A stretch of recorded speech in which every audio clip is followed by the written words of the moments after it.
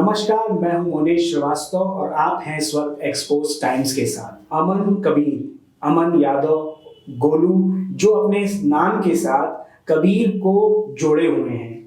आज हम इसी कबीर से, अमन से बात करेंगे, मुलाकात करेंगे। अमन, आपका बहुत बहुत स्वागत है एक्सपोज टाइम्स में।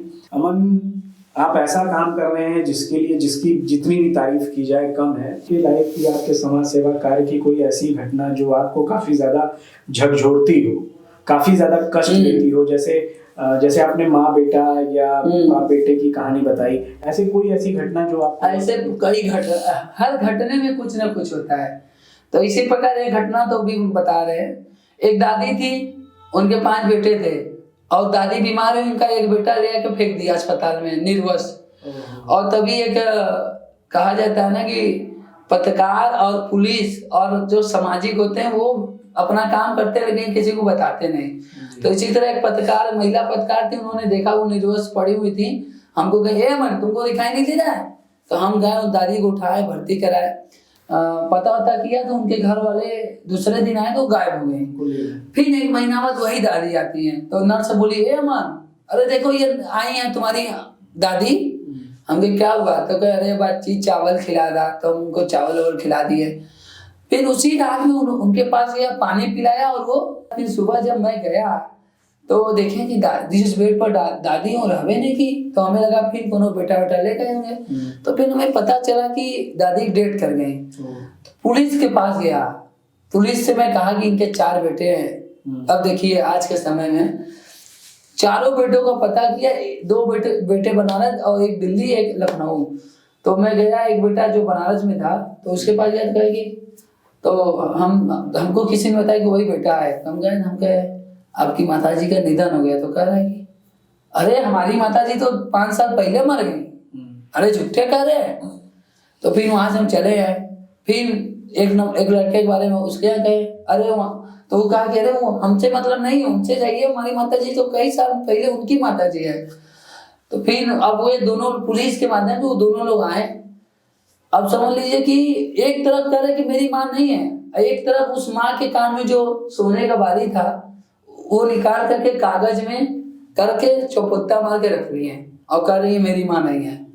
मतलब उनका गहना अपने जेबा में रख रहे हैं और कह रहे मेरी माँ।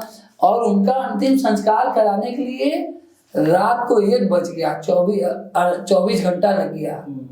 तो ऐसे भी पुत्र हैं कि जो अपनी माँ को, जो माँ पालती है, जो माँ दर्द सहती है अपनी, और ऐसे पुत्र अपनी माँ को माँ मानने से मना कर दिए। इसी प्रकार भी लॉकडाउन में घटना हुआ। एक लड़का था, उसका नाम परवेज था, लगभग 3-4 साल का रहा होगा, छत से गिर गया और उसके पूरे मुंह में से ब्लीडिंग हो रही थी, सिर आंखों खोल गया था।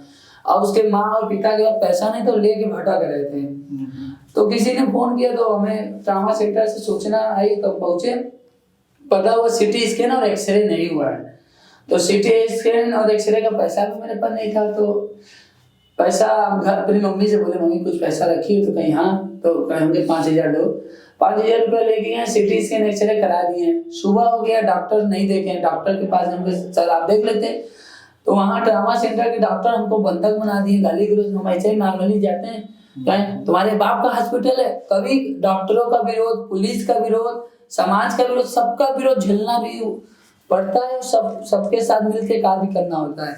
तो झेलने के बाद फिर हमने एक निर्णय लिया। मेरे अंदर मतलब हमने एक अनुभव किया है कि मेरे पास जेबा में एक सुबह निकलता हूँ, 1 रुपया रहे चाहे ना रहे, अगर 1 लाख रुपया कभी मदद आ जाए तो बनारस की जनता, हम नहीं, बनारस की जनता और देश की जनता खड़ी होकर मेरे सेवा कार्य को बल देकर मदद कर देती। तो इसी प्रकार हम ऐसे ही गोदी में उठा करके चलिए प्राइवेट, कहाँ कहीं बात की गए, हाँ प्राइवेट हॉस्पिटल में।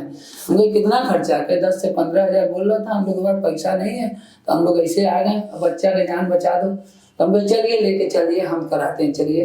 और देखिए जैसे ही मैं लेकर बाहर गया और ऑटो कर ही रहा था, तभी साइकिल पर एक दादाजी आए जिनको मैं नहीं जानता था ना वो हमको जानते थे, और टूटी फूटी साइकिल थी। उन्होंने कहा कोई दिक्कत? कि नहीं। अरे बताओ बेटा कोई दिक्कत नहीं? कोई दिक्कत नहीं। अरे बताओ ना। नहीं कोई दिक्कत नहीं। तो उन्होंने हमसे ना पूछ के फिर उनके पापा से पूछा कोई दिक्कत? तो उसके पिताजी बोले हाँ। और वो दादाजी ना आगे ना पीछे नहीं देखे, तुरंत पर्स निकाले, पर्स में 500 का नोट गड्डी का था, ऐसे हाथ में थमाए, ना हम देखे ना कोई देखा, ऐसे उसके पिता को देख के चले गए। और वो उनको मैं रोकने का प्रयास की, वो रुके भी नहीं, अभी तक वो हमको दिखाई नहीं दिए। तो कहा जाता है ना, अगर नेक दिल से अगर कोई भी कार्य करेंगे तो आपका भगवान भी मदद करने के लिए स्वर्ग से धरती पर आ जाएंगे और आपकी मदद होगी। तो इसी प्रकार उस बच्चे के पिताजी के आंख में आंसू, मेरे आंख में आंसू उस दिन आ गए। और अक्सर ऐसे जब भी दिक्कत होता है तो इस कार्य के लिए कोई ना कोई देवदूत भगवान बनकर मेरी मदद करने आता है। और उस बच्चे का इलाज भी करा दिया प्राइवेट हॉस्पिटल, और उसी पैसे से उस बच्चे के जान भी बच गया। तो 20,000 रुपये दादाजी पैसा देकर गए थे, जितना मतलब जितनी जरूरत उससे ज्यादा पैसा देकर गए थे, किसी से मांगने का भी जरूरत नहीं पड़ा। आपने अभी कुछ ही दिनों पहले एक मुहिम शुरू की है ₹1 से, ये क्या है? और आप इसी दौरान एक बाइक एम्बुलेंस के साथ भी जुड़े हैं और अपनी टीम में बाइक एम्बुलेंस को आपने शामिल किया है, इन दोनों चीजों के बारे में आप बताएं।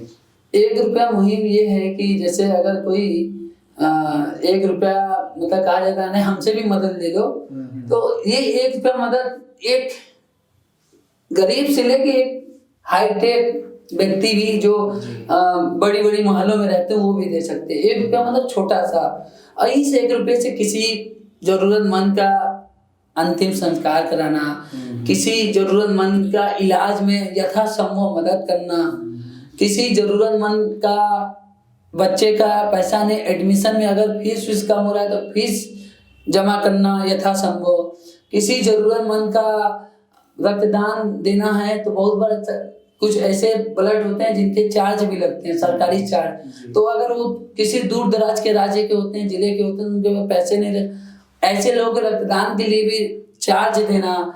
किसी जरूरतमंद के घर में राशन नहीं है तो ऐसे जरूरतमंद ₹1 के माध्यम से उनको राशन मुहैया कराना। किसी कोई लवारिस है, अगर उसको घर भेजना है, घर वाले आ गए तो उनके पास पैसा नहीं, तो उनके टिकट का पैसा, उनके घर वालों को पैसा दे करके उनको घर भिजवाना। या कोई असहाय या पैर कट गया, उसके पास पैसा नहीं है तो व्हील चेयर दिला देना यथासंभव। तो ऐसे न जाने अनगिनत कार्य ₹1 के माध्यम से हो चुके हैं, और 5-6 दिनों में 4 अंतिम संस्कार हो चुके हैं। और सबसे बड़ी बात यह कि लोगों को मैं धन्यवाद देना चाहता हूँ कि हम उनसे ऑनलाइन ₹1 मांग रहे हैं, वो हमको ₹10 दे रहे, वो हमको ₹500 दे रहे, वो हमको ₹1000। मैं इस वीडियो के माध्यम से मना करना भी चाहता हूँ कि आप ₹1 ही मदद करें, यथासंभव ₹1 ही करें, और वो आपके ऊपर है, आप ज्यादा कर दे रहे हैं तो आप ये मत सोचिए कि मैं मेरा ₹1 ही धरे है। आप ₹1 दीजिए, आप अपने परिवार के लोगों से ₹1 दिवाइए। तो ₹1 से बहुत का, अभी तो ये शुरुआत है, आप ही का ₹1 एक बड़े सेवा कार्यों में संकलन होगा और मदद होगा।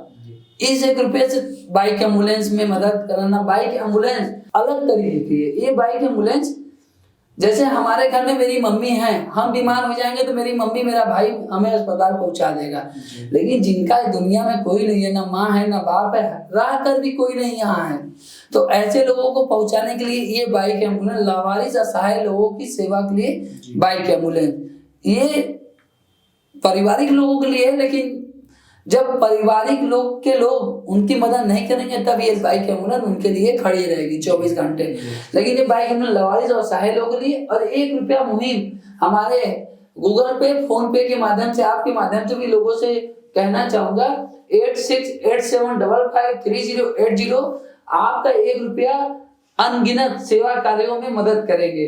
तो मेरा निवेदन है आप भी करें, अपने लोगों से भी करवाएं। तो ऐसे आप सभी लोगों को मेरा निवेदन है, इस मुहिम में मदद करें। हेल्पलाइन नंबर बाइक एम्बुलेंस 8687553080 8687553080 पर कॉल करें, और आपके कॉल के करने के बाद उस स्थान पर पहुंचकर उस व्यक्ति की मदद होगी। हो सकता है किसी सेवा कार्य में व्यस्त हो तो कई ऐसे कॉल आते हैं जो नहीं पहुंच पाऊंगा, लेकिन अगर फ्री रहूंगा तो मौके पर पहुंचूंगा, अगर नहीं फ्री रह पाऊंगा तो आपके कॉल के माध्यम से आपको सूचित कर दूंगा। तो मेरे बाइक एम्बुलेंस का नंबर यही है, आप किसी भी लाचार लोगों की मदद के लिए मुझे कॉल कर सकते हैं। अमन, बहुत बहुत धन्यवाद, और हमारा सलाम है आपको, आपके सेवा कार्य को। आप इसी तरह निरंतर आगे बढ़ते रहें, लोगों की मदद करते रहें और हमारी पूरी दुआ आपके साथ है। ये थे अमन कबीर।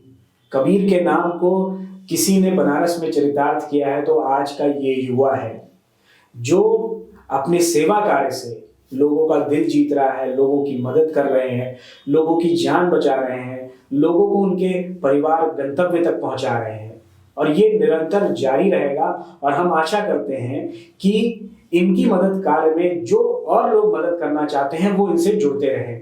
इस तरह की हस्ती से हम आपको लगातार मिलवाते रहेंगे जो अपने क्षेत्र में लगातार कुछ न कुछ अलग कर रहे हैं। हमारे एक्सपोज टाइम्स को आप सब्सक्राइब कीजिए। हमारा वीडियो, हमारा इंटरव्यू पसंद आए तो उसे लाइक कीजिए और शेयर कीजिए। अगले एपिसोड में हम फिर मिलेंगे। तब तक के लिए धन्यवाद, नमस्कार, जय हिंद।